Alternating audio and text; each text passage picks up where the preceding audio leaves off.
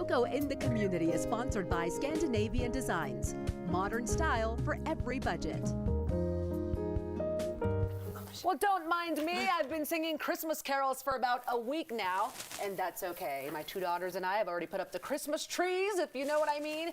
Well, look, it's never too early to celebrate Christmas, and it's already happening at the Garofalo house. Yep, I'm actually really serious about wearing this, but I'm certainly in the mood for the holidays. If you aren't yet, we've got a few events that might put you in the spirit. Well, Erin Bird is the Associate Director of Communications at the Denver Botanic Gardens. She's back with us with all the festive details on their upcoming events. Erin, what do you think?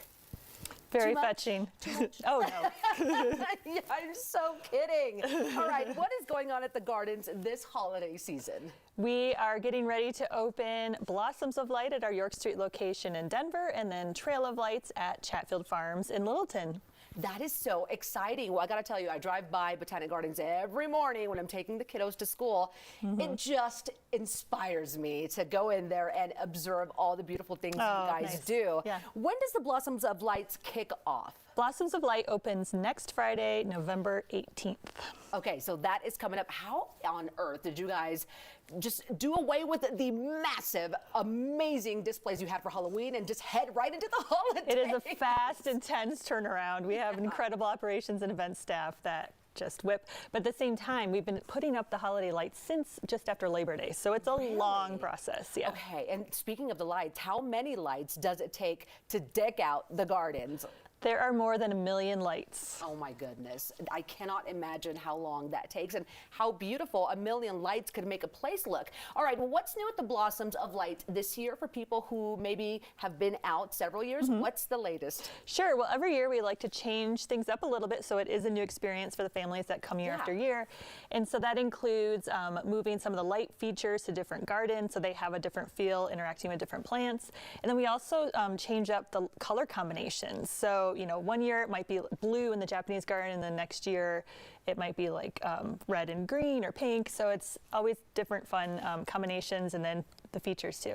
Oh my goodness. Well, what we're seeing right now is a kind of a look of what you're going to see when you go out to Botanic Gardens and the Trail of Lights. It just looks beautiful. Now, for people who can't make it to Denver, you also have one at Chatfield Farms. Tell us about that. Correct. Yeah. So Trail of Lights at Chatfield Farms is equally festive and colorful, but it is a very different experience because it's at our 700-acre working farm and historic homestead.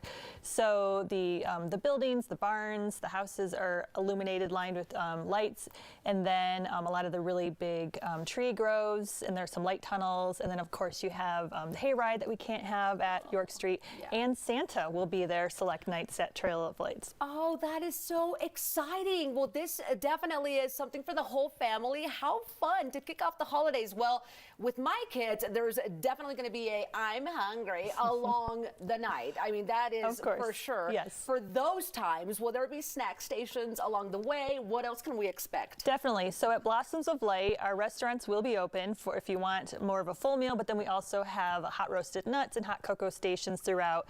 And then at Trail of Lights, there'll be some food trucks and then also some hot beverages and holiday treats. Oh, that's wonderful. Okay, let's talk tickets. Now, this is the kind of event that you want to get those tickets soon because I would imagine a lot of people line up for this. What's the best way to do it? Yes, tickets can be purchased. Easiest way is online. But if you don't have access to that, then you can call our visitor service center and they'll be happy to reserve the tickets for you. There are already, because tickets just went on sale this Monday, there are already a handful of time slots that are sold out for Blossoms of Light. So earlier the better to make sure you don't miss the date that you want to attend. Absolutely. And can you still explore the York Street location in Chatfield Farms during the day? And what's like the best time to come out? Of course, yeah. So the gardens, both at York Street and Chatfield Farms, are open during the day through all of winter. And it is cool because the gardens takes on kind of a different look and feel with a lot of the dormant plants and structural things. And then if it snows, it's just a wonderful wonderland. So anytime, you know, when it's sunny or like a nice fall winter day, it's a great time to visit. And then we do have at York Street the indoor spaces. So if it is cold, then you can go inside and have a balmy tropical plant retreat. I love this. You guys thought of everything here. Well, what a better way to bring in the holidays than by visiting the Botanic Gardens. Erin, thank you so much for being here this morning. Of course. You got me into the holiday Yay. mood. Not that I wasn't already, right? Mission accomplished. Yeah. I know. Well, the Blossoms of Light kicks off on November the 18th, and it runs through the new year at the Denver Botanic Gardens, the York Street location. The Trail of Lights at Chatfield Farms is on display Fridays through Sundays, and that kicks off November the 25th. And now you need to get those tickets in advance for both. Head to botanicgardens.org to get yours right now.